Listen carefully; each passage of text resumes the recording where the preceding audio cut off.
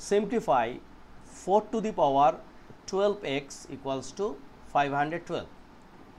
So this is 4 and here is 512. We have to make common base, so we can write 2 to the power 2 times 12x, and against 512 we can write 2 to the power 8, right?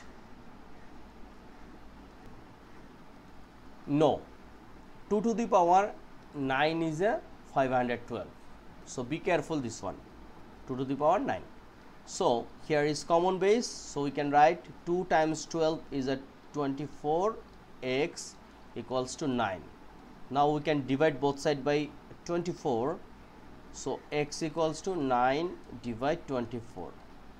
So if we factorize, so common thing is 3 times 3 is 9 and 24 divide 3 is 8. So our answer is x equals to 3 by 8. Thank you.